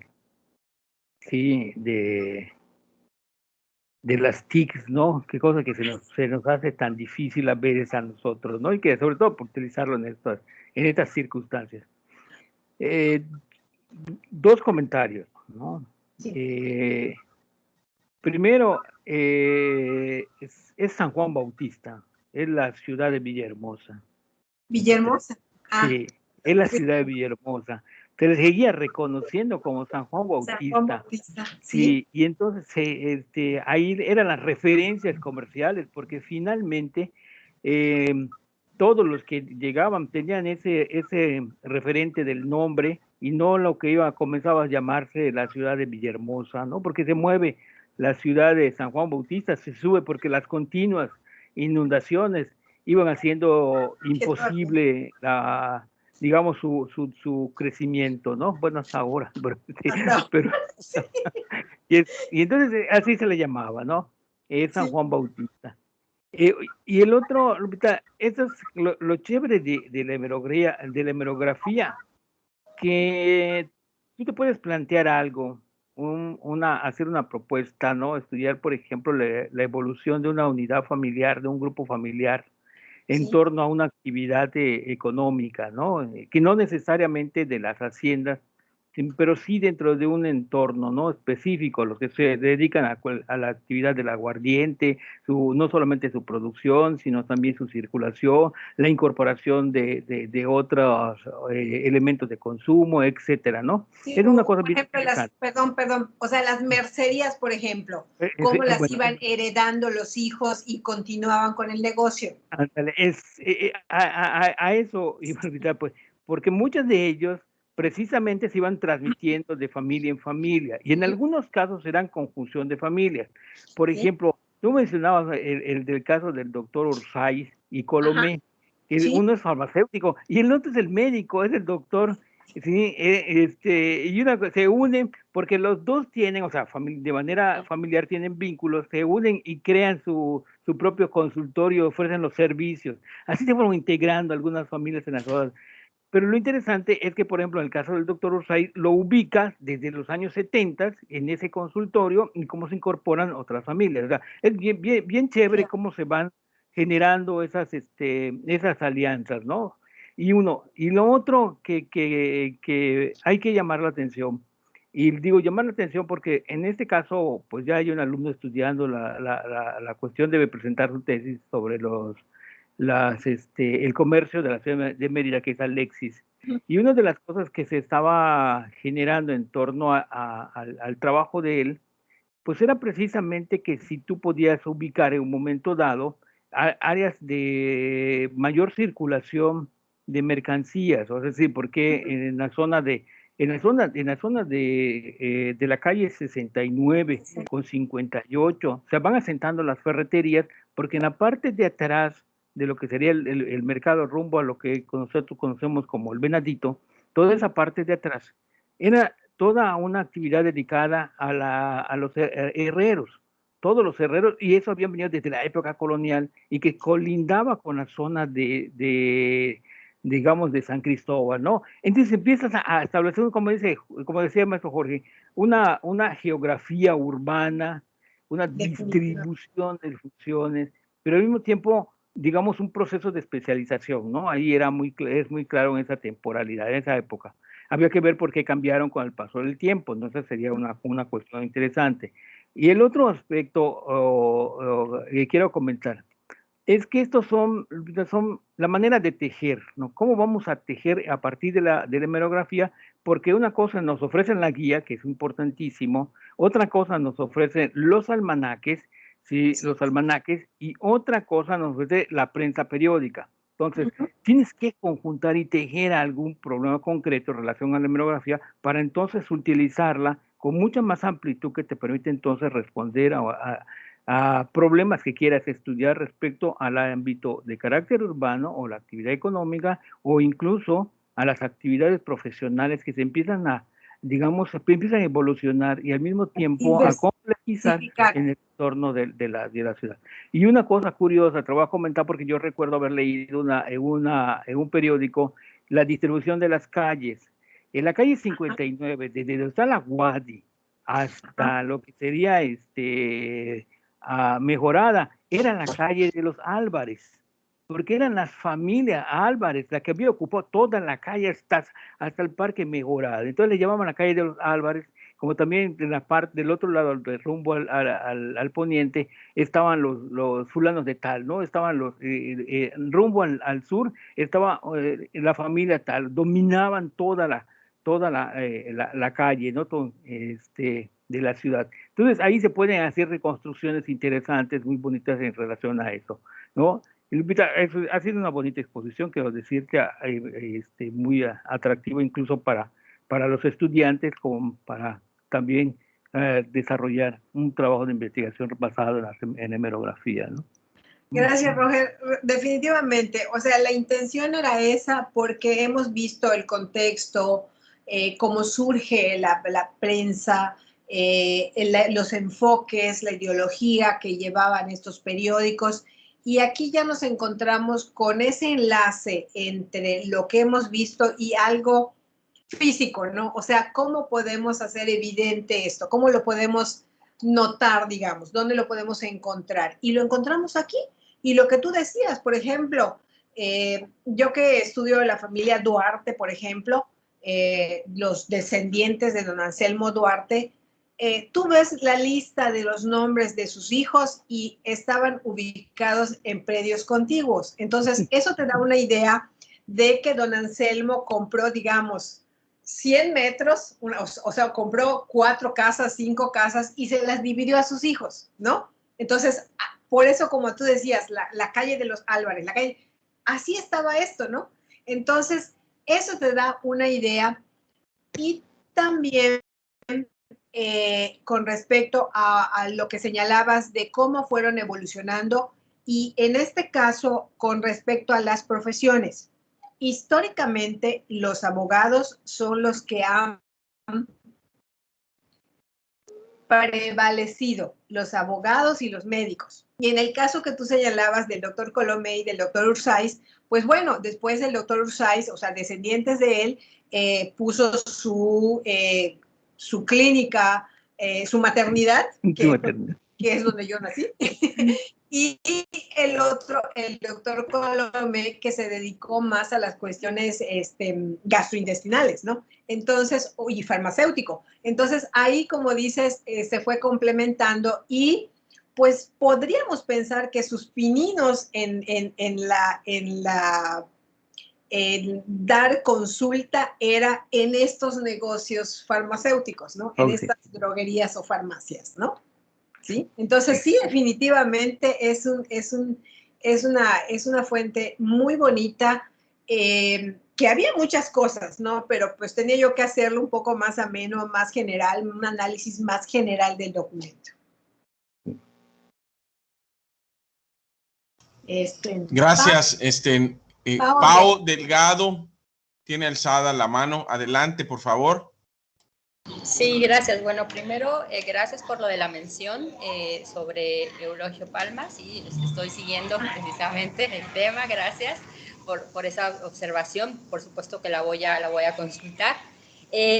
Una cosa, menciona en esta mirada general que usted hizo y creo ahí poder tener esta primer lectura que esta enciclopedia responde o da respuesta a esa necesidad en dos sentidos. Yo identifico en el económico, ¿no? En todos estos industria y esta pues, zona o estos grupos que están dedicados a lo mercantil, ¿no? Responde a esta necesidad de comunicarse y una segunda social, en el ámbito social de reconocimiento, ¿no? Porque es me encanta que se queda abierta, pero esta invitación a preguntarnos por qué estaban estas personas, ¿no? ¿Por qué ellos y por qué no? O sea, incluso los nombres, por qué las regiones y por qué no aparecen otras.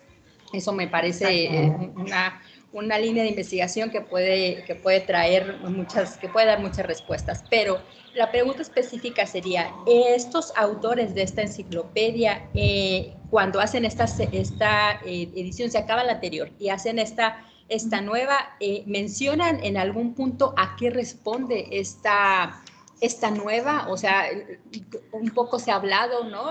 Un poco en la suposición, pero ellos en alguna parte dicen a qué responde esta nueva.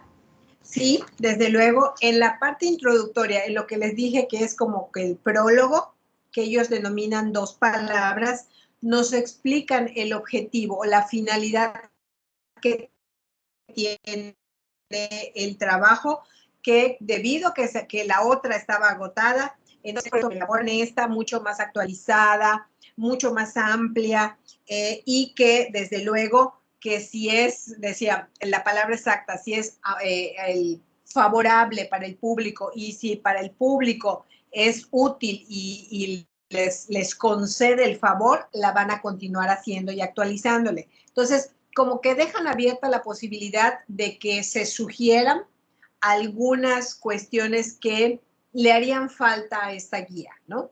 Y definitivamente es una guía más orientada hacia la cuestión mercantil, comercial, pero al mismo tiempo de clases sociales, ¿sí? O sea, de clases muy representativas de la ciudad de Mérida, y su clasificación, el directorio de los habitantes por profesión, más que por actividad. O sea, excepto el caso de los comerciantes, comisionistas o hacendados, que sabemos que no eran nada pobres, entonces, excepto ellos, aparecen como quienes merecen estar en esto, ¿sí? O sea, es esa parte de la estructura social y de lo que estaba aconteciendo en Mérida. Definitivamente, y en el caso de lo que a ti te interesa de Motul, está ahí. No les puse, se me olvidó ponerles una ficha, o sea, la ficha del documento, pero tú entras a Biblioteca Virtual de Yucatán y pones en el búsqueda rápida, pones Guía Enciclopédica Popular y ahí te aparece. Muy bien, muchas gracias. Mucho gusto. Bien, doctor Lorgio, adelante. Gracias, profesor Víctor Hugo. Antes que nada, felicitar a la maestra Lupita por esta charla que nos ha ofrecido el día de hoy, que sin duda es muy interesante porque nos ha mostrado, nos ha dejado con claridad todas las aristas que puede tener un documento. Más que pregunta, a mí me gustaría las reflexiones que me surgen alrededor de este documento, que como se ha apuntado, el carácter es más comercial del documento, sin duda. Y lo que Sergio y el profesor Castillo decían también, en el sentido de comparaciones, pensaba con esta relación que hay de comercios, industrias y todo lo que hay, ¿con qué lo podemos comparar? Yo me iba muy lejos con ese libro que está en el AGN de contribuciones directas, donde están todos los comercios de la ciudad de Mérida. Quizás hacer una comparación.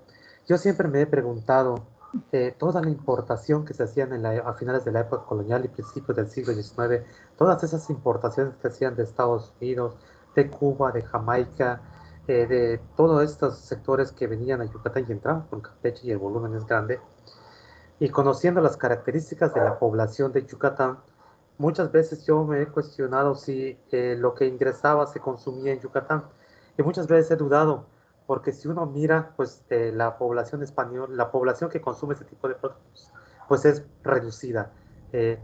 Pero revisando yo, entre todas las cosas que tengo ayer, pues que me voy topando con un cuadro, ya había olvidado que lo tenía, un cuadro de pulperías en el interior del estado, y había más de 70, 80 pulperías en el interior del estado. Eso significa que pues mucha de esa producción iba por allí. Iba en ese sentido mi comentario hacia la guía popular, porque pensaba que la guía popular está mostrando, en el contexto de la modernidad, está mostrando lo que la gente moderna necesita, lo que la gente moderna está demandando, lo que la sociedad moderna está demandando.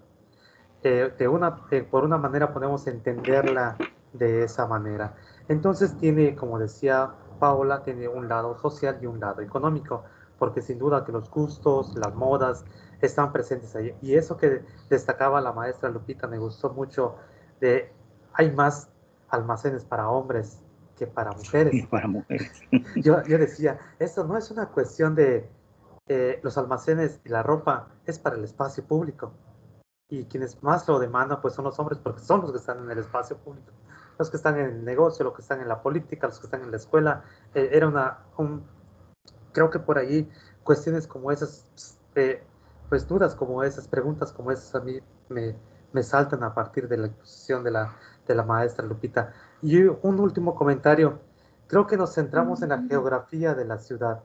A veces pensamos que una geografía es monolítica y que no se transforma.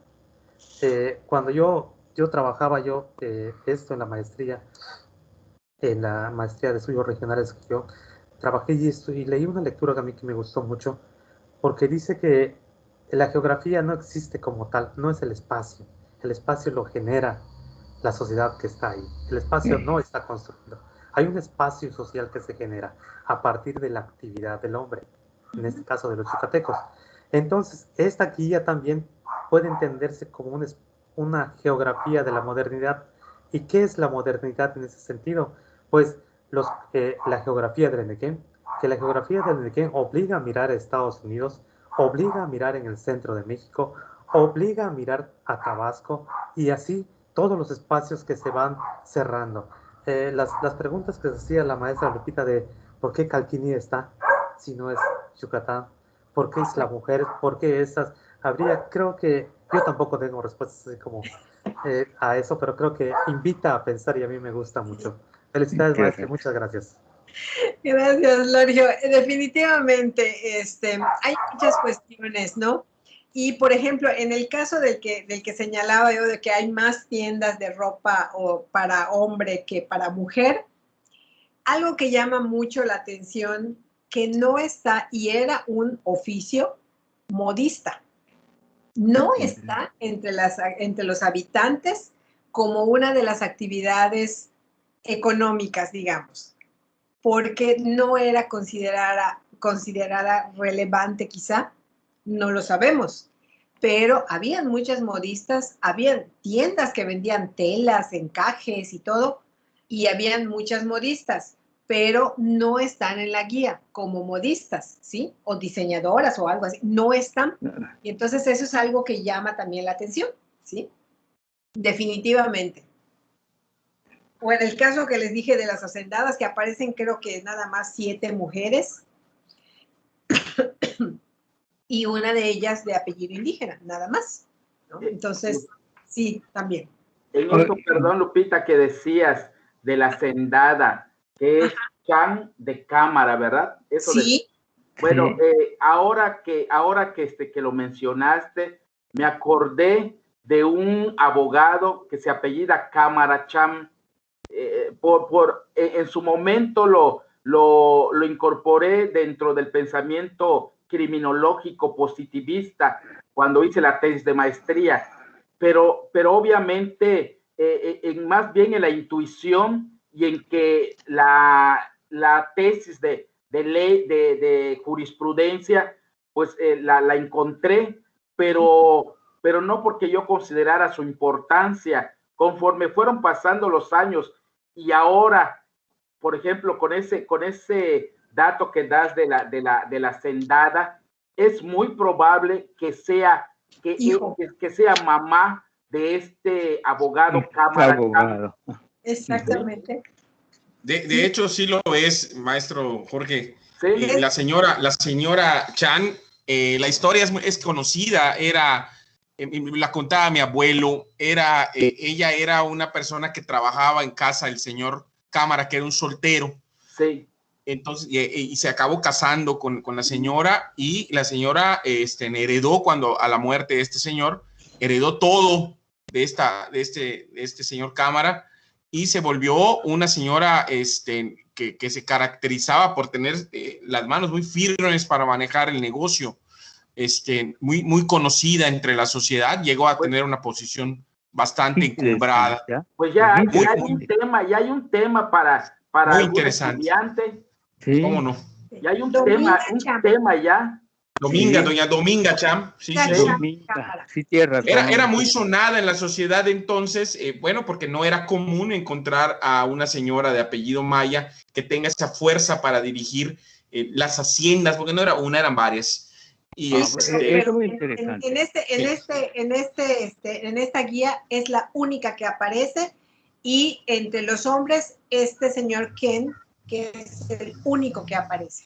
Lupita, Sí. una última cosa, antes de que cierren el diálogo, de casualidad, porque yo no lo he checado del todo, ¿no? Yo lo he ojeado la guía, pero de casualidad los edificios públicos de educación, ¿has visto ahí que fueran propiedad de la UADY, o sea, del Instituto Literario, y cuando se convierte en Universidad Nacional del Sureste, esos edificios formaran parte de ella, ¿no?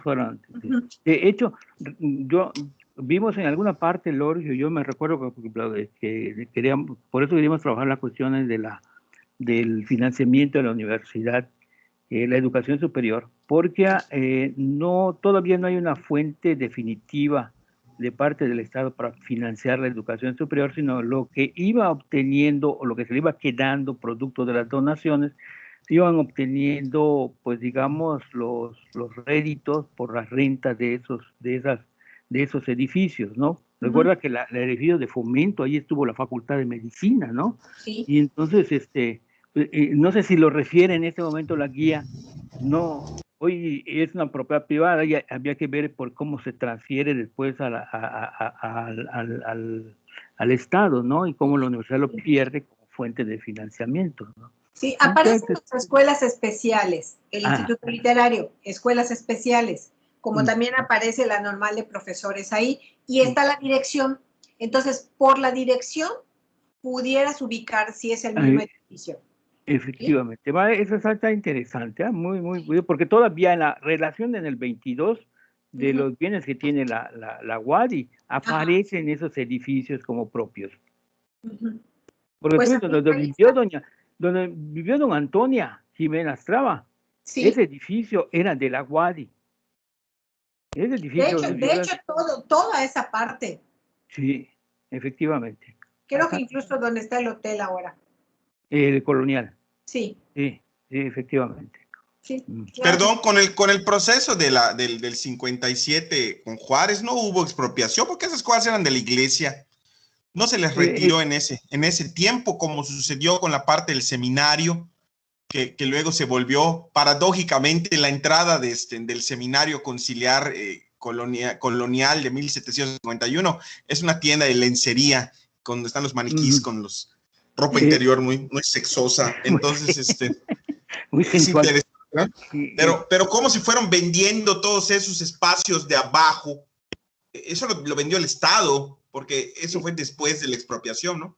Sí, porque es que ahí está el chiste de estudiar la parte del financiamiento de la UADY, porque recuerdo que habían algunos edificios, cuando le dan a la UADY, Justo Sierra o Rey le hace todo un desarrollo de petición de que se le dé el edificio, ¿no? Que después se da, en las garantías individuales se refieren mucho a cómo se expropia el colegio San Pedro, se le da al Instituto Literario, o sea, primero al Colegio Civil una parte, ahí se va a sentar después Hacienda, pero los otros edificios empiezan a ser objeto de donación, se van dando por donación, y algunos otros edificios se dan como donación para actividades exclusivamente educativas, de educación superior, ¿no? Entonces, seguirles a la pista a través de las guías, en este caso, sería interesante para poder relacionarlo con los otros documentos, ¿no? Sí, está bueno. Pero además, Roger, una cosa interesante es que te señalan que tenía un observatorio meteorológico, tenía una biblioteca, o sea, te va diciendo en cada apartado dónde estaba, o en el caso de los centros de recreo, por ejemplo, me llamó la atención y no me detuve en eso, pero en los centros de recreo hay uno que yo no conocía. no lo encuentro ahorita, pero bueno, en los centros de recreo te dice cuáles, bueno, centros de recreo, eran 4. Había uno, el Círculo Católico, que era un centro de recreo. El Casino La Unión, que ese lo conocemos, Sí. la Lonja Meridana y Recreos de Itzimná, ¿sí? Entonces, pero el Círculo Católico yo no lo conocía, ¿no? Entonces, aquí es donde cuando ves que cómo estaban estos centros de recreo, de entretenimiento, y en el caso de Itzimná, que digamos que es como que una quinta, porque está con árboles, en la parte de Itzimná estaba así, ¿sí? Sí, ahí se ponían las famosas ferias, ¿no? Exactamente, sí. Muy bien, Lupita, pues ya. Bien, pues ¿alguna cuestión más que quieran comentar? ¿Alguien más que tenga alguna pregunta?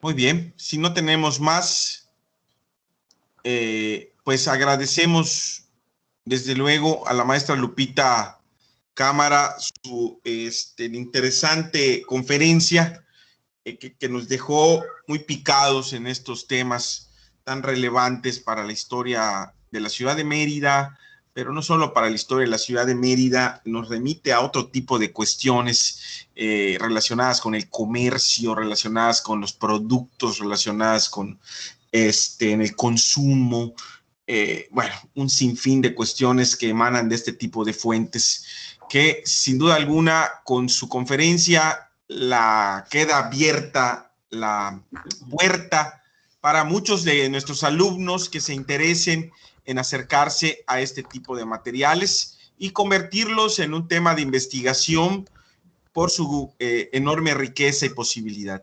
Así que, pues muchas gracias, maestra. Le haremos llegar a la brevedad su constancia por parte de nuestro coordinador, que va a ver que se emita con las autoridades de nuestra facultad.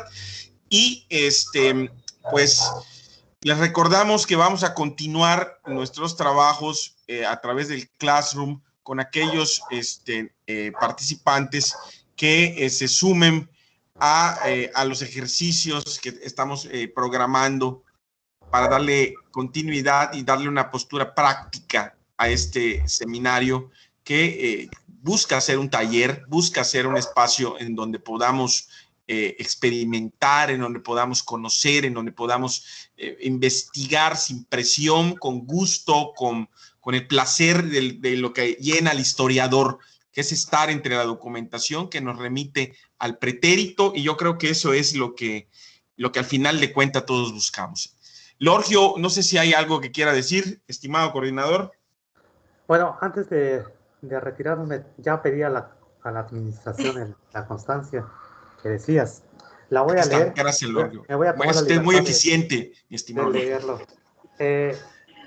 La Universidad Autónoma de Yucatán y la Facultad de Ciencias Antropológicas otorgan la presente constancia a la maestra Guadalupe Cámara Gutiérrez por dictar la conferencia La Guía Enciclopédica Popular de 1902 en el marco del seminario El Documento Hemerográfico, Temas de Estudio y Crítica de Fuentes, siglo XIX y siglo XX, organizado por los cuerpos académicos, Estudios sobre Memoria, Cultura e Instituciones en Yucatán e Historia del Sureste de México. Se lo vamos a hacer llegar, está firmada por la doctora Rosillo y el secretario académico Gabriel Ortiz. Muchas gracias. Llegar, igual que a los otros, nuestros anteriores conferencistas, el maestro Roja y el maestro Jorge, ya tengo sus documentos, los voy a hacer llegar pronto. Bueno, para cerrar ya el día de hoy, bueno, yo le pediría ya a los maestros, a los profesores que se quedaran 5 minutos después que se desconecten los participantes.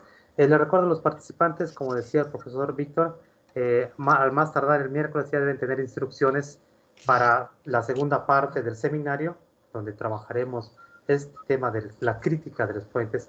En esta parte ya hemos trabajado la documentación, esta y más, durante estas cuatro conferencias magistrales. Cada uno de esos profesores que han tenido experiencia dentro de estos tipos de temas, han trabajado con este tipo de fuentes, nos han mostrado o nos sugieren líneas de investigación o documentos que se pueden abordar. La siguiente parte ya nosotros, el profesor Víctor Hugo, yo particularmente, al que se va a incorporar el maestro Roger, el maestro Jorge, a trabajar ya más cercanamente con ustedes como estudiantes la segunda parte. Bueno, solo que también me ofrezco si necesitan apoyo. Mira, muchísimas gracias, maestra, que se suma la maestra Lupita a este proyecto. Entonces ya somos un equipo de 5 profesores que vamos a estar trabajando ahí. Bueno, no me queda más que darle las gracias a todos los asistentes. Gracias y nos vemos la próxima semana. Gracias. Buen fin de semana, profesores, estudiantes, jóvenes. Doctora, ya está, lista. Quédense. Igualmente. Quédate, Jorge. A los profesores les pido, por favor.